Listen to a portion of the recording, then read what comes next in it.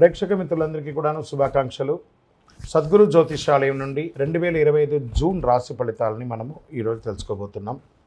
మా ఛానల్ ద్వారా చూస్తున్నటువంటి ప్రతి ప్రేక్షక మిత్రులు కూడా మీ యొక్క అమూల్యమైనటువంటి సమయాన్ని ఇచ్చేసి చూస్తున్నారు కానీ కాస్త like and subscription and share చేస్తే మాకు ఇంకో కొంచెం ఎంకరేజ్మెంట్గా ఉంటుంది. రైట్, జ్యోతిష్ శాస్త్రీత్యా ద్వాదశ రాశుల్లో 7వ రాశి అయినటువంటి తులారాశి మిత్రులారా, మీరు చిత్తా నక్షత్రం 3, 4 పాదములు, స్వాతి నక్షత్రం 1, 2, 3, 4 పాదములు, విశాఖ నక్షత్రం 1, 2, 3 పాదాలకు జన్మించిన మీరు తులారాశి వారిగా పరిగణించబడుతున్నారు.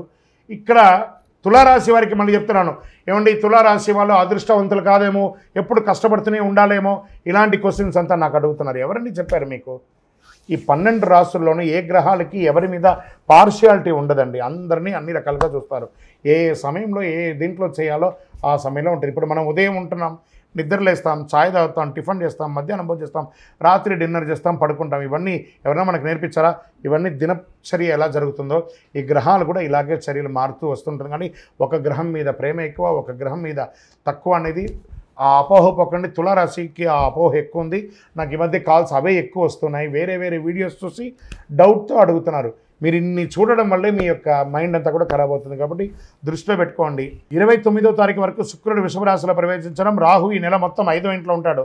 పంచమంలో రాహు, షష్టమంలో శని, సప్తమంలో శుక్రుడు, అష్టమంలో రవి బుధుడు, భాగ్యంలో గురుడు, దశమంలో కుజుడు, భాగ్యంలో కేతు. గోచార గ్రహస్థితులన్నింటిని బట్టి కాస్త మిశ్రమం కూడా చెప్పచ్చు ఈ నెల. ఇతరుల విషయంలో పట్టించుకోకండి. ఆదాయం బాగా వృద్ధి చెందుతుంది, బాగా నిలదొక్కుంటారు. అవకాశాలను సద్వినియోగం చేసుకోండి. ఆకస్మిక ధనలాభాలు అవకాశం ఉన్నాయి. ప్రముఖులతో పరిచయం పెరుగుతాయి. కుటుంబంలో శుభ పరిణామాలు అనుకూలిస్తాయి. ఏ ప్రయత్నం తలపెట్టినా విజయం పొందుతారు. ఉద్యోగంలో ఆదరణ, ప్రోత్సాహం పెరుగుతుంది. కొత్త ఉద్యోగం ప్రయత్నం చేస్తున్న వారికి అవకాశాలు ఉన్నాయి. విదేశీ ఉద్యోగం వారికి కూడా అవకాశాలు. రుణాలు చూసి చేయండి. మాస ద్వితీయంలో జాగ్రత్త. అప్పులు తీసుకోవడం కానీ, మాట ఇవ్వడం కానీ, కోర్టు కేసులు కానీ 3వ వారంలో కాస్త జాగ్రత్త.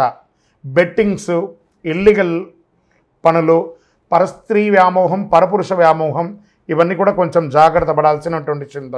అధికారులతో బాధ్యతలుగా నిర్వర్తించేటప్పుడు ఉద్యోగంలో ఇది వచ్చి మాస ద్వితీయంలో ఉన్నటువంటిది. ఉద్యోగంలో జాగ్రత్తగా ఉండాలి.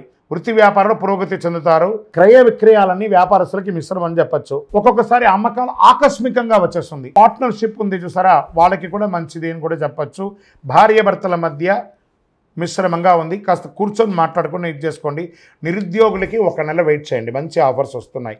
పోటీ పరీక్షలు రాసేవాళ్ళు బాగా చదవాలి, శ్రద్ధ పెట్టి చదవాలి. విదేశాల్లో ఉద్యోగంలో ఉన్నవాళ్ళు లేదా చదువుకొని ఉద్యోగం చేసే వాళ్ళకి గెట్ రెడీ. అతి త్వరలో మీకు మంచి శుభవార్త వింటారు. మాస ద్వితీయంలో చిన్న ఇబ్బందులు, మీపై దూషణ చేసే అవకాశాలు ఉంటాయి. పర్మిషన్స్ లేట్ అయ్యే అవకాశాలు ఉంటాయి. విలువైన వస్తువులు మిస్ప్లేస్ అయ్యే అవకాశాలు ఉన్నాయి. శత్రువులు కొంచెం యాక్టివేట్ అయ్యే అవకాశాలు ఉన్నాయి. అధిక ప్రయాణాలు చేయకండి. వాహనం నడిపేటప్పుడు జాగ్రత్త.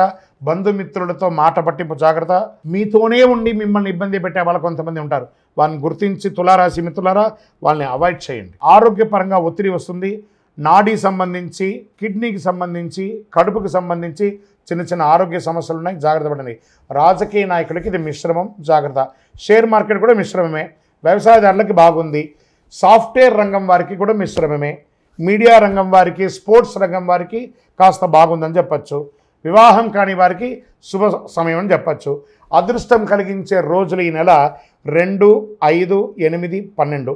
అదృష్ట సంఖ్యలు 1 మరియు 3. చంద్రాష్టమం 22/6/2025 11 గంటల 3 నిమిషాల నుండి మొదలు పెడితే 24వ తారీఖున 11 గంటల 48 నిమిషాల రాత్రి వరకు చంద్రాష్టమం ఉంటుంది. 2.5 రోజులు జాగ్రత్తగా ఉండండి. సంకష్టహర చతుర్థి రోజు గణపతికి గరికతో పూజ చేయండి. దుర్గా సప్తశతి పారాయణం చేయండి. మీ ఇంటి ఇలవేలిపోయినటువంటి స్వామివారి దగ్గరికి వెళ్ళి మీ యొక్క వయసు సంఖ్య ఎంత ఉందో అన్ని దీపాలు వెలిగించండి. చలివేంద్రాలు ఏర్పాటు చేయండి. అతి శక్తివంతమైనటువంటి 48 రోజులు పూజ చేసినటువంటి కరుంగాలి మాలను ధరించండి. ఆరోగ్యంగా, ఐశ్వర్యంగా, సంపన్నంగా, విజయంగా ఉండండి. ఇంకను మీ యొక్క వ్యక్తిగత జాతకం తెలుసుకోవాలనుకుంటే కింద నంబర్కి మీ యొక్క పేరు, date of birth, time of birth, place of birth WhatsApp చేయండి. జాతకం అంటే ప్రతి ఒక్కరికి కూడా ఒక భయం.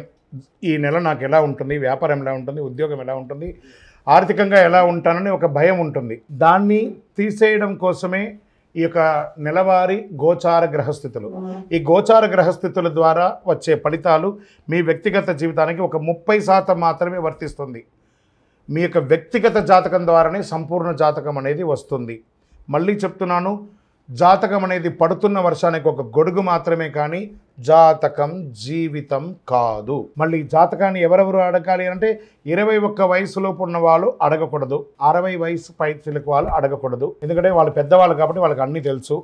ఆర్థికమైనటువంటి లావాదేవీలు చేసేసి అప్పులు తీరడానికి కోసం జాతకం అడిగితే జాతకం చెప్పించుకుంటే అప్పులు తీరవు. ఇల్లీగల్ అఫైర్స్ గురించి అడగకూడదు. మీ యొక్క వ్యక్తిగత జాతకం తెలుసుకోవడానికి కింద ఉన్నటువంటి నెంబర్కి మీ యొక్క పేరు, date of birth, time of birth, place of birth చేయండి. ఇంకను మీరందరూ కూడాను ఆయురారోగ్య ఐశ్వర్య భోగభాగ్యాలతో ఉండాలని అఖిలాండ కోటి బ్రహ్మాండ నాయకుడు శ్రీ ధర్మశాస్త్ర అయ్యప్ప స్వామి వారిని ప్రార్థిస్తున్నాం. మీరు తిరుపతికి వచ్చినప్పుడు అయ్యప్ప స్వామి వారి 18 అవతారముల దేవాలయాన్ని బ్రహ్మశ్రీ డాక్టర్ చంద్రమణి గురుస్వామి గారు నిర్మించి సమాజానికి అంకితం ఇచ్చారు. జీవకోణ అనే ప్రాంతంలో తిరుపతిలో రైల్వే స్టేషన్ నుండి బస్టాండ్ నుండి 3 కిలోమీటర్ల దూరంలో ఉంటుంది. రండి, దర్శనం చేసుకోండి, అనుగ్రహం పొందండి. విజయోస్తు. వందే మాతరం, వందే మాతరం, వందే మాతరం.